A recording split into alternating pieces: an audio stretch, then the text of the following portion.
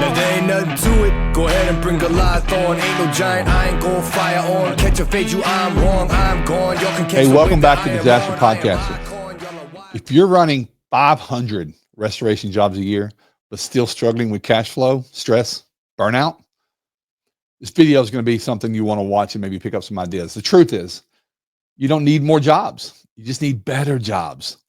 100 of the right clients will create more profit and stability than 500 low-value, soul-sucking clients.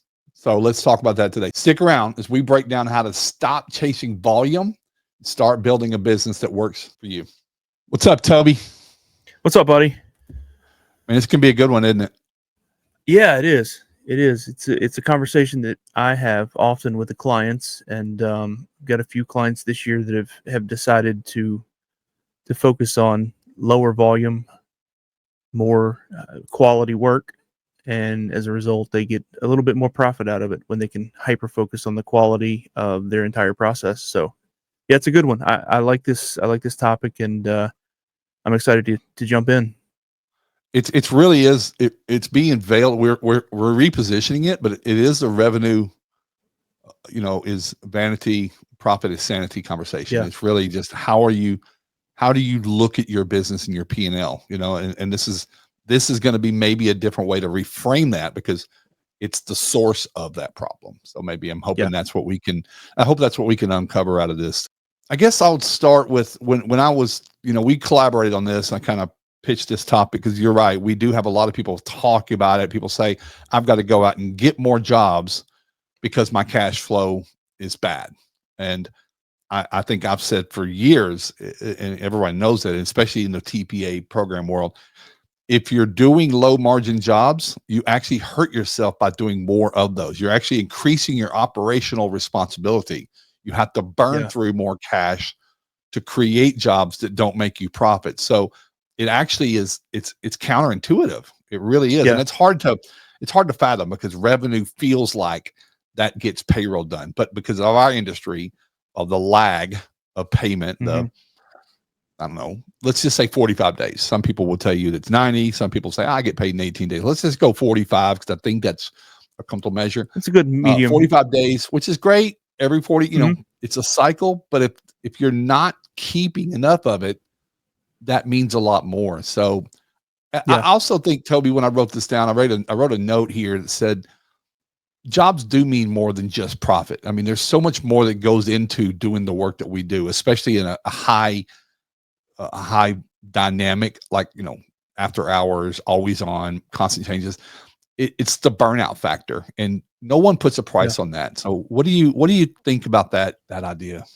Yeah. So I really see high volume businesses. There's kind of three major problems that we see with folks that are in the high volume. And this conversation always brings me to that a conversation that you had a couple of years ago with someone who was entering into that phase where they're like, man, what's the exit strategy? Where do I go from here?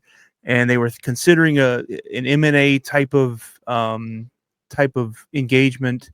But what they realized is they had hyper focused for, at that point, decades on high volume, low margin work, and they didn't have an EBITDA that was anywhere close to what they had hoped to be able to exit. So, this conversation always brings that story to light, and I felt at the time so bad for that guy. He'd spent his life building this business and had a ton of volume, had a whole bunch of people working for him, but at the end of the day, he just didn't have a business that was, sadly, really worth a whole lot. So there's three major issues that come with high volume work. You have cash flow nightmares, which that individual certainly was experiencing. You have operational chaos because you've got constant job juggling, overworked crews, all kinds of stuff with operations. And then 9 times out of 10, if you're doing high volume, you have low profit margins. Small insurance driven jobs barely cover costs. And that's really, at the end of the day, what was really costing that particular individual when they were considering the M&A conversation. So, yeah, I remember that on-site vividly. That was very painful because I showed up with this optimism of we're really proud of our company, which they should have been. They did a good job. There was really a lot of for what they had. It was a lot of almost chest pounding. Like look at us. Our walls. They had a room, Toby, that had contractor connections. I think it was the Golden Hammer. They've got some award yearly for their region. And it was a source of pride, as it should have been. They had helped a lot of people. But we were having this conversation to uncover something. And it wasn't long before we pulled in the P&Ls. We pulled in the dynamics, 43 people on that team, 41 people were not directly billable to a job because they were just compliance to program guidelines and deadlines and stuff. And I would say 4 or 5 people, you can absorb that. This company at the end of the day was, just so everybody just put this into a frame, somewhere around 23 to 25 million, depending on storms, depending on weather and stuff like that. But let's just call it 24. At around a 4 or 5% net. Now, that's 4 or 5% of a $24 million a year company is a sizable amount, but the overhead burden, the operational responsibility, payroll was, I'm just shooting, I think it was something like 350,000 a week or a pay period. And they weren't bringing in that much. And so that was a thing. I want to go back to something really recent, Toby, as you're talking about chasing low margin jobs. And this is going to connect. We were having a lesson in our RBA, in our academy, about relationships that we have developed, not actually healthy relationships with the insurance carriers, CPAs and stuff like that. And that drifted into sometimes your compliance with the game falls into where you get your work. And this was specifically 2 people brought up. I get work from plumbers.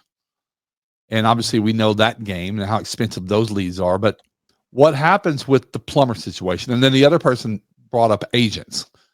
So both parties want their best thing for their customers. But it feels like, and especially in the absence of onboarding, which was really the topic that we were talking about, in the absence of onboarding, on the back end, when you face this resentment, it ends up hurting the relationship, because then the plumber and the agent both say, well, I'm not going to keep sending you work because you're not tying a bow on this job very well. You did a great job until it came to the end. Then you're just sticking the customer with a bill, and they don't really know. So we were talking about that, and I was like, they said, what do we do? Do we just turn those jobs down? And I told, I'm going to shorten it up. If a relationship is a mutually beneficial transaction relationship. So if you've got a referral partner that has a one-sided outcome that they want, which is 100, then it's not really a good relationship, and it's worth pursuing. And I did what I told them. That's not a good referral partner. It's not. And I said, well, they said, what? I just started telling them no. I said, no, you replace them with somebody who wants to see you win. I said, right. don't cut off your nose to spite your face, but you need to be looking for a better partner. One that says, hey, I want you to do great work, and we're going to find customers that value that work. And of course I was met with, well, where do I find those? Well, those are good questions, and that's a bigger conversation, but they're out there. People choose quality. You just need to find who they are and where they hang out, and how to get with them. And that's it. So, but they said, well, I'm just going to probably continue working with these plumbers. And I said, then we're going to have this conversation next year. I'm sorry. Stuck right there. Yeah. Yeah. So I don't mind having that conversation, but it certainly feels like we're stuck, and it doesn't feel like we're winning, as opposed to, and then I just gave them some examples of people who were in the same spot. And by the way, I don't know what happened to the big company, by the way. They actually had an M&A merger. It was like a Hail Mary. They just had to get bailed out through a bigger thing, because they wanted to start pursuing commercial. So they teamed up with the commercial company, but I don't think they got anywhere near what they felt they were worth. I just wanted to kind of close out that loop. Toby, it comes down to this: FOMO, fear of saying no, is the hardest thing. When we don't know when the next call's coming in. Yeah. What's that? Well, I was just going to say, I actually just had a conversation with a client this week, actually, about this. He, instead of having the time, because instead of having the time to focus on fixing the problems, aka the stack of invoices that was stacking up to help his cash flow, he took on a job that was not an ideal job. It was not an ideal client, and it was not an ideal referral partner. It was actually, had I not known the difference, I would have thought that the story that you just told was the guy that I talked to this week.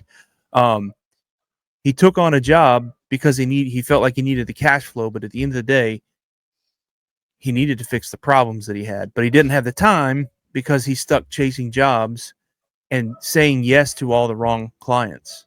So it's just it's tough because we hear so many companies take on these jobs out of, like you said, the fear of saying no, or relying on insurance referrals, or plumbers that we have a relationship, or I say relationship, but they're not the right ones. So it's important that whoever's listening to this knows that it is possible to find the right clients who are willing to pay more. You just have to learn how to find those people, and that's where our shameless plug here, our dartboard marketing course, comes into play. Dartboard. You probably already know the people that would get you the right kind of jobs. Let me go back to that conversation yesterday. The guy said, well, if I start telling these plumbers that I don't want to do their work, or if I start cherry picking the jobs, they're going to send out. Now, he named a brand, but let's just say a colored truck, right? A colored van. I said, okay, they're going to call those people. He goes, yeah. I said, but you're telling me that you're not making any money on these jobs. So let them, because I bet their overhead is higher than yours. They have to pay royalties. Let them have those jobs. You feel like you've lost something, but you haven't. And he's like, damn. So, again, who do you want to be? How do you want to show up? And like you said, find those customers and just make that your goal, because, the whole topic of this thing is, I would rather have 100 clients that let me make the average job 8,000 to 10,000 than 500 at 4,000. I'm not going to do the math on the screen. I'm not going to do the math on the screen here, but it makes sense. But then when you add the compound of what you said, the burnout, the team, the overtime, the turnover of help, having not enough people, the owner gets out in the field, then you're chasing down customer service. Then you start chasing down customer service problems, which aren't billable. So it's kind of a nasty trail, isn't it? Yeah. Yep. Toby, let's talk about the power of 100 ideal clients. Let's go into, because obviously there are going to be people, I can picture the comments and the text and the stuff is, Clark, I hear what you're saying. I hear what you and Toby are saying, but there's just not enough of those 100 clients out there. And I said, there was a conversation that actually happened this week in the Rebel group about, and I forget exactly what started it. I do remember, obviously, the piece of the conversation that I went back and forth with a few people on. Their point was, I'm not going to engage in a transaction, or I'm not going to start work for someone who is showing that they're not willing to put skin in the game. And of course, that whole phenomenon really just made some heads explode, and they were met with some pretty firm resistance. I think it was an amicable conversation. I put a hot take in there, right? I like to do a hot take every once in a while. And if you're willing to engage in a transaction or start work for someone who has basically told you that I don't have the money, the work needs to be done, I hope my insurance will cover it. Me as a business owner, I'm not going to invest any money into a situation where I don't have an ROI. Otherwise, I'm doing work for free, or if you want to boil it all down, I'm doing work. I'm paying to do work. I don't want to pay to do work. I want to get paid to do work. At the end of the day, we have to look at the red flags, and we have to be willing to say, not a job for me. The exact quote is, every job lost because the client won't put skin in the game is a win for your company. And what that means is that if a client is giving you all the red flags, they're basically telling you they don't have the money, can't get the money, or don't want to go get the money. that they're just going to rely on whatever the insurance will pay out. You've got to make sure that your scope is in line and your scope has been discussed in detail with the adjuster before you even get started. Otherwise, you're putting your time and your profits at stake.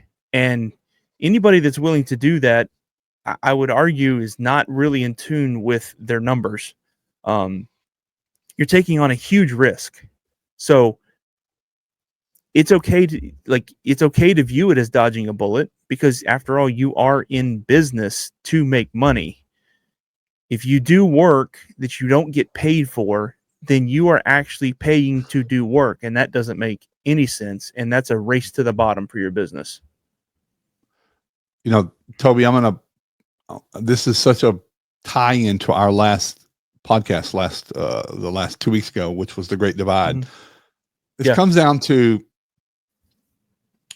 are you running a business? Or are you running an empathy driven charity?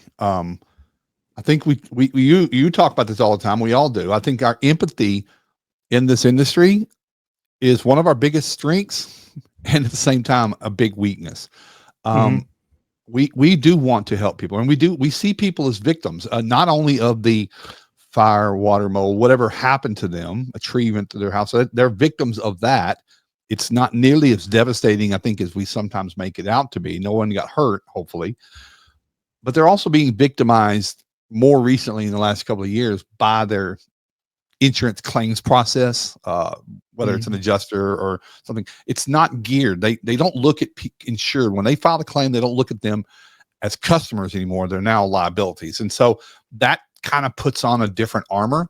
And I think that we as restorers feel like we have experience, tools to help them combat that, but sometimes we go too far. And so we take on these projects, and there's, the book Markup and Profit by Michael Stone. He has a list of what puts companies, trades, contracting companies out of business in almost in order, like over a big, huge survey. In his list, number one is usually not pricing the jobs the right way. Probably true, but I think cash flow is the next, especially when you're not in a like purely construction. You're getting half up front and you're getting paid for that other half. And we're not in that way. We're a bank, and we're not structured with interest and the fees and the things that associate with how a bank banks are very profitable, but we're caught in the middle. We're trying to be a bank, but we're trying to be an empathetic company. And again, I'm going to get crap for this, but I'm not saying don't be empathetic. But remember that you run a company, you have employees who have families, and you have mortgages. They deserve to make more money. You deserve, the rest of the community deserves your equipment to be running and your vehicles to be running. So I just want everyone to just ask yourself, is my empathy at the right tone? Is my dial at a 6 out of 10? If it's at an 8 out of 10, you're probably seeing some issues. Well, also, is your empathy aimed in the right place? I think our empathy is often aimed at the client and not at our company. So much so that we take on the burdens of the client and forget about the burden that we have to keep our employees fed at our company. So let's go. We kind of got off on a little bit of a rabbit trail, but we were talking about the power of ideal clients. And I learned this lesson early in my business, that I could do a whole lot of work to pay the man, so to speak. I could do a whole lot of work, get a whole lot of revenue. But in order for me to do that at the juncture that I was at, it took a lot of expense to get that volume. And what I realized is if I cut the expense, I could literally work half as much doing jobs, and that would free me up to go build relationships and referral partners and spend time with my family. So 100 of the right fit jobs can generate the same amount or more revenue with far less stress. I learned that myself. The best clients that I found, they respect your expertise. they don't ask for discounts. They're not looking for, cheaper or free. They're not fighting you over pricing. They are going to pay you on time within the terms of your contract, which naturally is going to reduce your AR by increasing your cash flow. And you're probably going to have larger job values because they trust you, because they know who you are. You have a reputation, especially if it's coming from a trusted referral partner. What I found is when I got a call that was a referral from a trusted referral partner, it wasn't a matter of if I was going to do a job. It was a matter of when can you do it? That was it. That's all they wanted to know. They didn't really even ask about price. They may have wanted to have a heads up, but there was never any haggle over pricing. So again, the best clients, they respect your expertise. They respect your pricing, whatever that is. They're going to pay you on time. And 9 times out of 10, and I found this myself, I had higher job values. Yeah. Toby, let me interject here to give the what I call the kind of like. I'm writing a larger program that I'd love to say it's going to be something presentable this summer, but it might be the fall. But I think that attaching a little bit of a retail mindset to your business helps you frame the right customers. And we always use Chick-fil-A. So let's just stick on Chick-fil-A for a moment because everyone's familiar with it, or maybe Five Guys or something like that. These are both in the fast food realm, but probably on the higher end. So Chick-fil-A obviously is a very giving and Christian company. And if you went in there and if you looked like you had no money and you asked for a discount, I bet they've got coupons under the counter, and they probably maybe even would give, I know there's stories about Chick-fil-A giving free food when they need to, but how long could they do that? Like there has to be a trigger in their head that says, I can't do that all the time. But what they've done is they've leaned into their brand and their quality. So they're synonymous with people that say, I can't afford Chick-fil-A all the time. But when I go, I know it's going to be a little more expensive than everything else. I mean, I think it's $10 for a combo now. It's kind of wild, but people know that when they drive up. Now, they don't know our business, and I know that's not a direct correlation to restoration because they don't know what we cost and the value and how to measure that. But people go, and what I would say is those customers probably don't go back and complain, but we've all seen the memes in our businesses and all businesses, and even for us, Toby, for coaching, is customers that want the lowest level to pay for your expert advice are usually, unfortunately, the hardest customers to satisfy and to deal with. It goes on, as opposed to the high ticket clients. We've got some clients that have paid us $40,000, $50,000. They send over ACH or a pay it, and then they say, tell me what to do next, as opposed to, I want to know line by line what to blah, blah, blah, blah, how long, how many, they want details, which we have no problem giving. But it's just the thing. It's like professionals are looking at the outcome. Your customers are not looking at what you cost, but what does it cost if I don't hire good people and I can't restore my floors, my house, my building materials, my contents, my time. And so those are the people you want to try to find and wait for. If you listen, while we're on this power thing, if we're busy serving the 500, we may never find the 100 because we're busy, and those 100 are being served by somebody else that's being intentional about the business. So, but I liked your hey, what you said something, Toby, when you said you said something about in your business the expenses. What were some of the expenses that you were having to cut back on to go find the ideal clients? Can you give us a one? Are you talking about marketing spend? Yeah, I mean that's just it. I was spending an exorbitant amount of money on pay-per-click lead gen services, basically.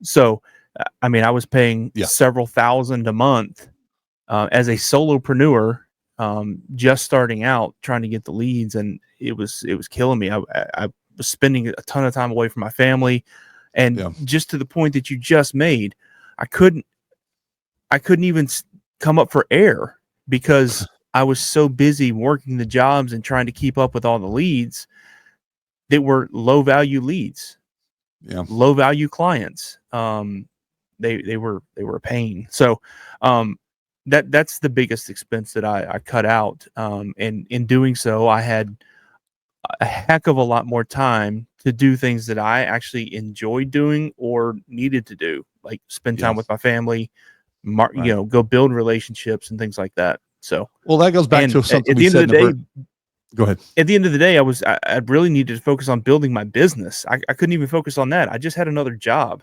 I was a technician, having to do everything. So, well, this goes back to our first segment, or the first section of this was, you have to start defining what success is. So if success is working super hard and working from, 12, 14-hour days, then do that. But when you start to, just for what you said, when I say success is when I get to go to the kids' football games, or we get to go to the park on the first spring day and watch, do bubble, or go fishing and sit on the side of the water and tell jokes, dad jokes or whatever. I mean, that's success. But if you don't have that, and before we move on, Toby, this is a lot about, we obsess over the courses and programs that we have. Like, it's really important for you and I that people don't only just buy it, but they actually transform from it. But too often, and I would like to warn everyone, is when you buy a book that has a promise or a hope of a promise to overcome something you're dealing with, and like our program, client onboarding, but you're so busy that it sits on the shelf for 2 years because you're dealing with customers that you didn't onboard, I would say that's where you just have to say, I've got to push pause. I know it's hard. I know it's scary, but I've got to go figure out how I can get on the front end of this and start cutting back, identifying the wrong customers and stuff like that. So let's move real quick to what are some better jobs? Because that's obviously, Clark, Toby, we hear you talking about the 100, and that's probably going to be our thing now, the 100 or the 500. So in that column, let's talk about what some of those might look like. You have any that come top of your head? In the particular case that I referred to at the beginning of the episode, of the client that we're working with, it is, their whole strategy is to be high quality, low volume. Their main target is high net worth homeowners. They happen to be in a market that works, right? And not every market is going to have high net worth homeowners. They happen to be in one, in a market that has that. So, think in those terms. People that care more about quality and craftsmanship are typically the kind of people who will just pay when the job is complete, and they will haggle with insurance later. Some other ones could be property investors or asset managers, people who own multiple properties and they need ongoing support. And then that kind of is the hybrid from the high net worth homeowners into commercial spaces. So multifamily is an option, although you've got to find a good multifamily organization, because most of them will just spray some kills on it and call it a day. But healthcare is a great one. And then but that's kind of a whole niche in and of itself that has some specialty type things. But again, if you want to go low volume, high margin, then healthcare is a great one. Retail is potentially even one too, because they have to have their doors open to make money. So that's just a few that come to mind off the top of my head. I'm sure you could probably have a whole conversation about the commercial side, and then, the training that we have for commercial as it relates to CATx. So we'll give everybody the information about CATx too, because I think that it's a huge open opportunity for people, and it's overwhelmingly, again, it's like, can I even do it? But I'm too busy to pursue that. Well, you're busy doing low volume work, and obviously you got to find that trigger. I like before we jump too far, it's important to note that like when we say commercial and CATx, we don't necessarily mean large loss. No, it could be a small retail establishment, but there's nuances with commercial that you need to know before you jump into it. So I think that, I don't want to say disclaimer, but that nuance is important. I think what you're saying is, in a lot of times these commercial relationships, those clients can give you multiple jobs, whereas a residential job is Right. usually most often one. But I would rather go to a tree that produces every season as opposed to a one-hit wonder and have to replant and all the work that goes into cost of acquiring, cost, CAC and cost of acquisition of a new customer. No, I like your thinking there. And maybe, there's a whole thing about how do you handle the insurance deal? Again, we're not big fans of you becoming an advocate, but price what you're worth. And do you know what you're worth? We talk about that all the time. I mean, when you know what it costs you to move your truck, to fire it up and open up your business every day, you start to rethink, am I giving free estimates, or maybe should I charge for that? Like, how am I presenting to the world? Are we of value? Are we just like everybody else? Because that's what you don't want to be, is like everybody else. Because if you go to a conference and you say, hey, we do property fire restoration, and they say, oh, you're like, and I'm just saying, you're like Serpro, because that's the one everybody says, well, we do the same work, but I'd like to say that we're a little different from them. Not that they're necessarily terrible, but we've built our business a different way and a different model and different approach. That's how I talk about, like, people say, Clark, you guys are like so-and-so consulting. I'm saying, well, in so much as we help people grow their business in different areas, but maybe we do it differently. And we focus on things that some people don't, but we're still in the same arena. We just got our own little thing going on. You're the same way, as you don't have to compete with those guys. Let them have the 400 lower margin jobs and you get the 100. I would love, I mean, listen, the 100 versus 500, the math is mathing right. So it really is. We know people, Toby, that will, turn in their numbers to us and say, our revenue last year was down. We went from 4 to 2.8, but our profit margin went from 10 to 28. And you can do the math. And again, also took a trip with my family to Disney twice, and we went fishing offshore, and we went to a mission trip to the Dominican Republic. All of a sudden, that's what I call the double bottom line. If I'm looking at the bottom line of these other things, I certainly want to grow that side of my business as opposed to the other. So yeah, good clients, property managers, asset managers. But people, I always like to say, you can't sell wine glasses to people that don't want wine. If you're going to sell cheap service to people that want cheap service, they're going to always buy it. But if you say we're a little different, we do our best work when we do our best work, and we'd like to find people who want better. Because I know when I go to service-based companies, Toby, and where we live, I'm hoping for great service, and I'm willing to pay a little more for it. And if I was in an insurance situation, if insurance didn't pay for all of it and I had to pay for 10 to 15% myself, the experience would be worth it to me because of the frustration. And maybe that's just how I'm wired, but I think a lot more people are that way than not.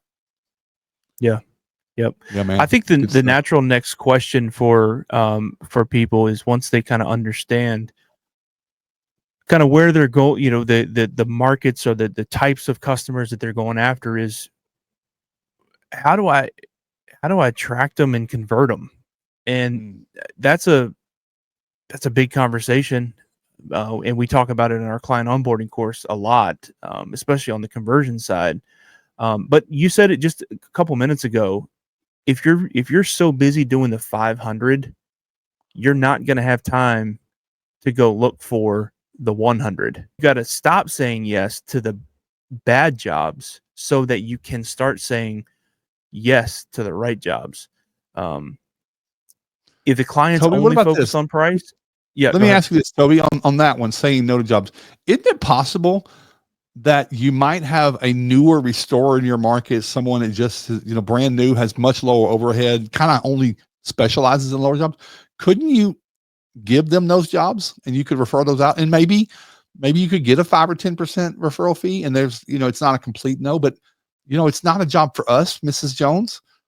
We're so busy with some bigger obligations, some clients, but we have Victor, who just started his company last year, and we've watched him grow, but he's really hungry and focused on his brand. I think you could probably build someone else up, get a few dollars, and then obviously the customer's like, I really like that. I like that who you were, but did you ever do that with your business? I love that. 100%. I never viewed anyone in my market as competition. I got to know all the players in my market, and we referred a ton of business back and forth because it was almost like we were coworkers more than we were independent business owners. And I can't express how powerful that is. So much so that I actually have a little term. It may be a sales term. I feel like I came up with it on my own, but I say sell the gap. Find other restorers in your market who do what you don't do, or on the flip side, who don't do what you do. And if you say, hey, we do, and trauma's an easy one to pick on because there's a lot of people who just avoid that type of work, which is fine. But we do trauma. We do crime scene cleanup. Go find the smaller guys who haven't gotten into that and say, hey, we want to do more crime scene. If you come across any, send them our way. And in return, we're going to give you some of the smaller water jobs that don't make sense for us.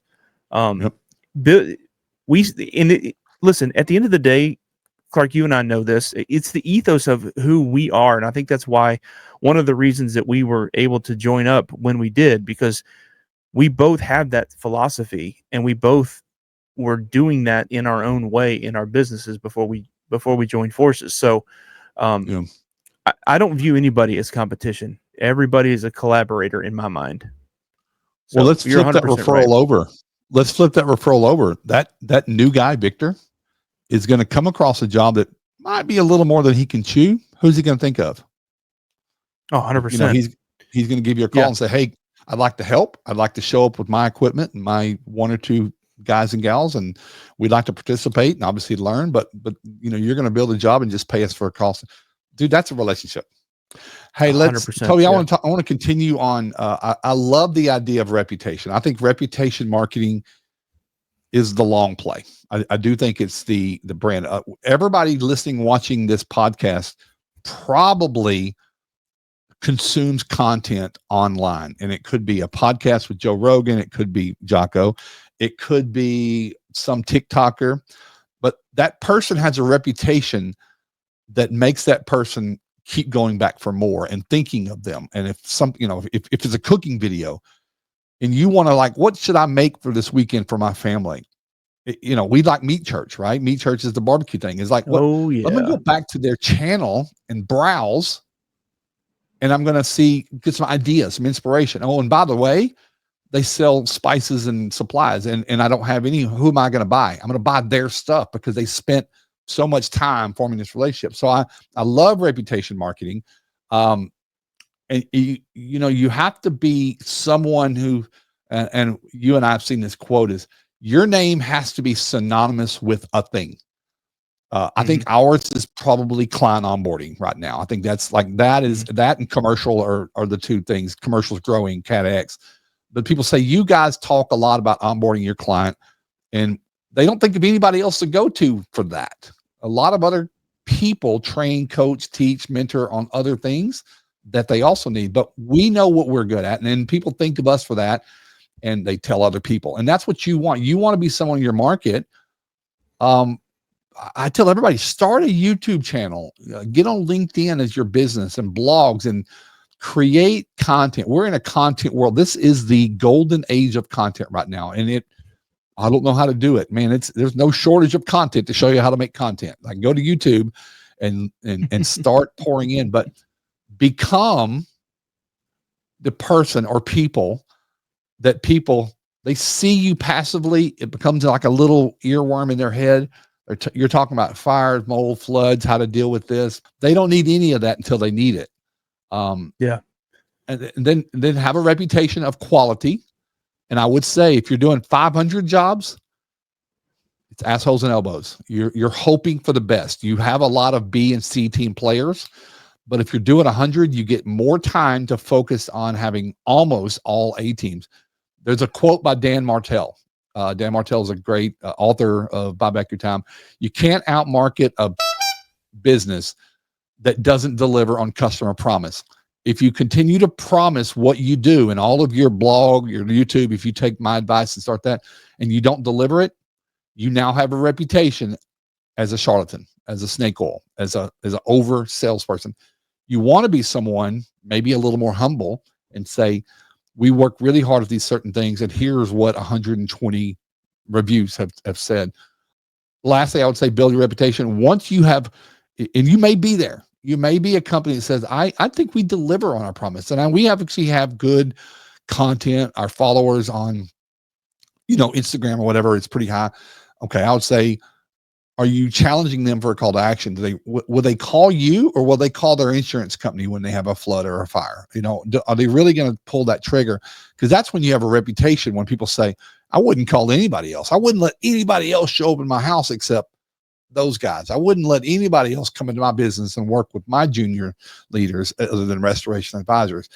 Lots of people can do it, but I want the best because I'm trying to build something big. So once you've done those things and you have fulfilled the promise, and you know that the quality is there, that you can overcome pretty much all the challenges your customer have, and you have some channels, then you've got to find the people who value that. Toby, you said it earlier.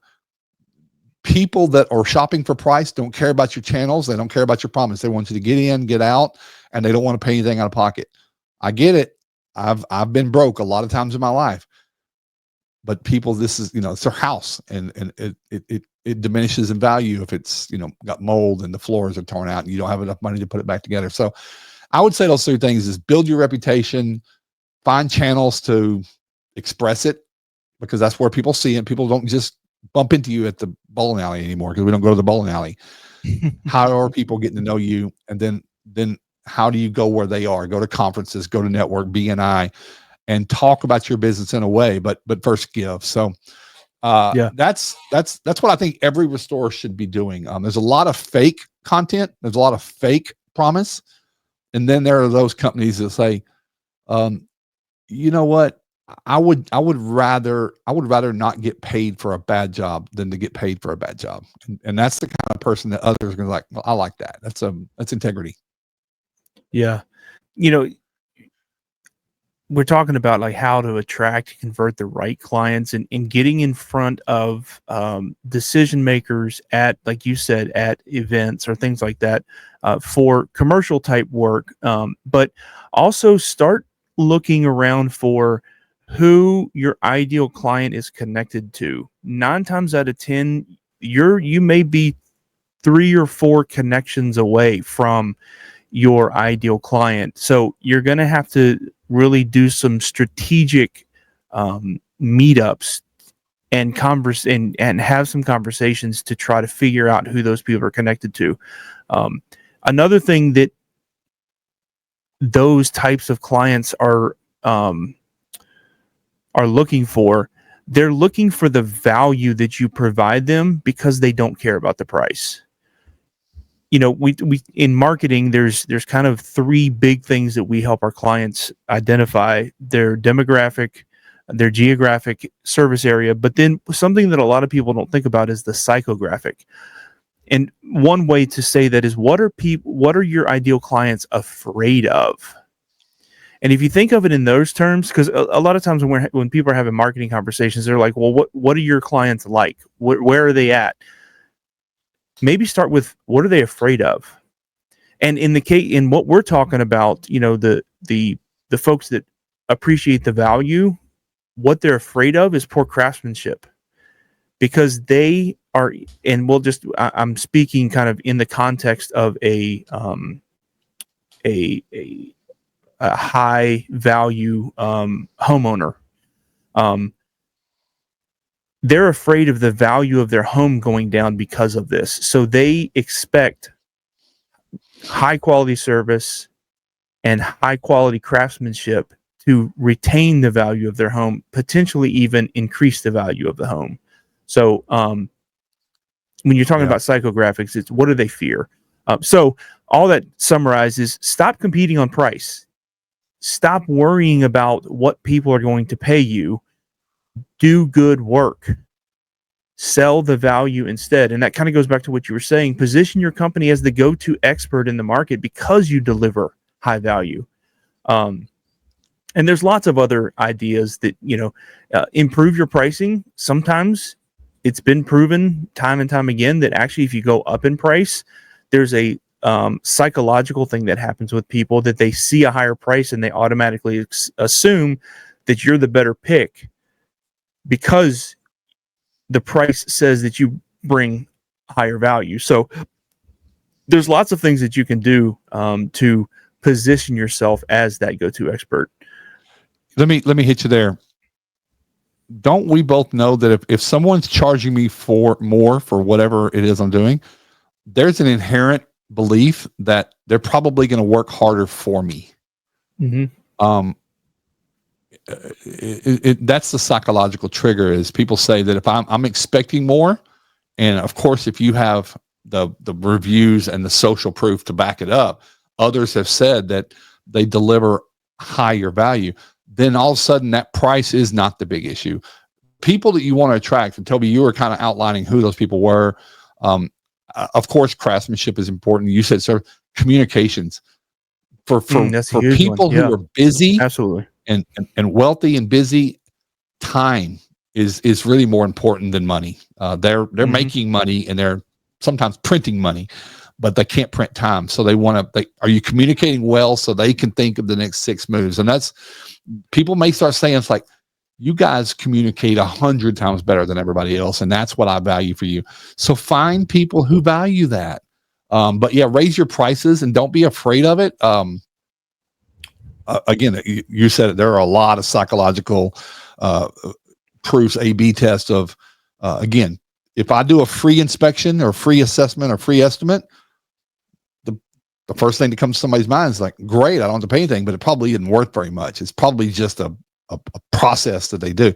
But if I charge for it and I've got a list and a workflow and a whole system built around it, and you tell them what they're going to get and why they're going to get it, they can't say, well, okay, that's $289, but I like that because then I can make a more informed decision based off the details that I get, as opposed to you just telling me, well, your house is wet and I got to throw in 17 fans. That doesn't really say much. So I think you're discerning customers, the ones you want a little bit more from you. So increase your pricing, and you're going to have to sell a little bit more for better customers. You're going to have to pitch what spending this money will result in: saving your content, saving your floor, saving you from having more construction cost, moving out of your house, moving your content out. I can bypass all of that if we get to do on this job. It's category 1. We can dry in place. You don't have to move out. You don't have to leave, blah, blah, blah. People like, I like that. But you can say that the wrong people would come in and just gut the whole place, and you would see through 4 rooms and the walls, and they're like, oh, that doesn't sound great. And that's not necessary. It's not always necessary. And it just comes from training experience. And people are like, okay, well, I hired the right people here. I like this. And I think it's important. There's 100 of those, and there's not 500 of those. There's 100 of those. Yeah. I think it's important to know that shifting from chasing 500 jobs to securing 100 of the right ones isn't just possible. A lot of times it's actually necessary for the long-term success. So we've got a few different ways that we can help you do that. Free resources. Subscribe to our blog. The link will be in the description below. We have a whole bunch of free downloads, and you can get those by joining Restoration Business Academy. All of our free downloads are housed inside of there, as well as our courses, our coaching calls, and there's a lot of collaboration that happens among all the members in there. Yeah, it's been fun to grow there because we love community. It's a big part of our business model is creating spaces where, because we learn from the more people we hang around, students, clients, friends. We get to hear what solutions need to be done, and we create some problems that are having, so we create solutions. So jump over, join RBA. It's going to be a much different feel than your Facebook groups and your other social media forums where all the non-experts show up acting like experts. And then Toby, we're going to put that link in the bottom. I think we're going to make some other downloads as it pertains to this, summarize some of what we said, but I don't want you to sleep on giving yourself an opening to come to our next CATx event. CATx is our commercial training. And I do think that if you're watching this conversation or listening, some of that is we are agreeing that the residential game is becoming harder and harder and harder and harder. How do you balance and offset that? If you could get into commercial and do, 5 jobs the rest of this year at 30 to 50,000, by the way, with the equipment that you already have, the people you already have, we're going to show you how. it could really, really change your year. And then of course, next year, because those same people, if you did your job well, they have 6 buildings that they know look over. They have other people that they hang out with. So we're doing that May 6th and 7th in Phoenix, Arizona at a commercial restoration company that's all they do. They're hosting this thing, and you're going to get to be able to peek behind their curtain a little bit, talk to the founder and owner, Sergey, and just figure out what caused him to get there, what hurdles he had. And I think that's a big value of our community driven.